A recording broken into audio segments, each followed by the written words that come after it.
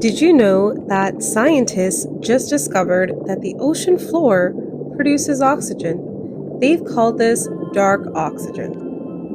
Hello, my beautiful learners. Today we're talking about the recently discovered dark oxygen. So, researchers from the Scottish Association for Marine Science made this discovery in the Clarion-Clipperton Zone, which is an area of the Pacific Ocean between Hawaii and Mexico. This discovery was actually made accidentally back in 2013 when the researchers were studying seafloor ecosystems in that area. During their expedition, they released a module that sinks to the ocean floor, and it's able to measure the oxygen concentration over several days. The assumption was that the oxygen levels should fall since there aren't any organisms that perform photosynthesis on the ocean floor, and any other organisms that live there would consume any available oxygen.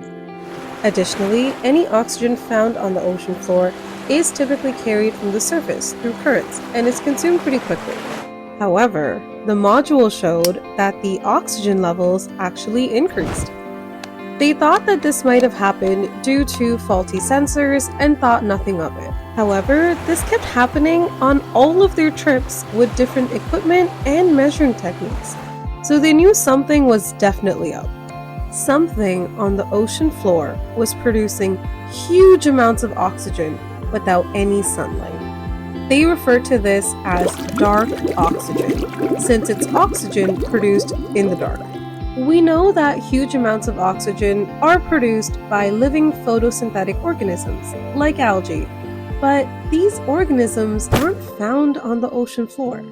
But the team did notice that these polymetallic nodules were all over the ocean floor. On a hunch, the scientists tested the metallic nodules, and they found that they act like batteries, and they can produce a current.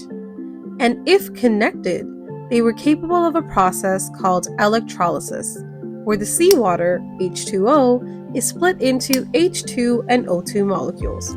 But these rocks only produce oxygen until a certain point, and then they stop.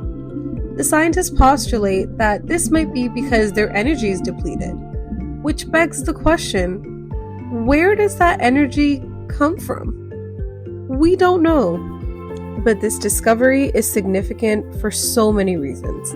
Firstly, it challenges the belief that Earth's oxygen is only naturally produced through photosynthesis, meaning through living organisms. But now they found out that a metallic rock is able to produce oxygen, and that's really throwing scientists for a loop. Secondly, it challenges our long-held belief that oxygen is consumed by the ocean floor. But now we see that oxygen is consumed and produced by the ocean floor. Thirdly, it makes us rethink the origin of life.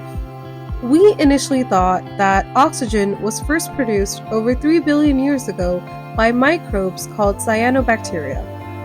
These microbes gradually helped create our atmosphere, which allowed a more hospitable environment for the first oxygen-consuming organisms to flourish.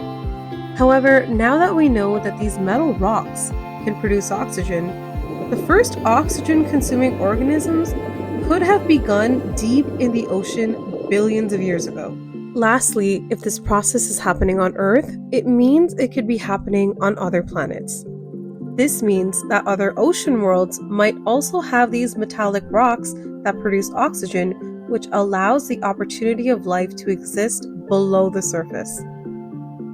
This finding also has implications for deep-sea mining operations, as companies want to extract these metallic nodules and use them to make batteries. This could potentially disrupt the ocean ecosystem that depends on the oxygen produced by these nodules. This is prompting scientists to call out these companies and ask them to stop their operations. All in all, this discovery is huge, as it challenges a lot of our current beliefs.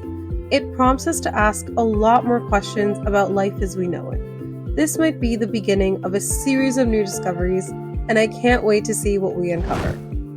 Thank you so much for watching this video. If you liked it, please give it a like and subscribe for more science content. If you have any ideas on future topics I should cover, please leave them in the comments below. Have a wonderful day.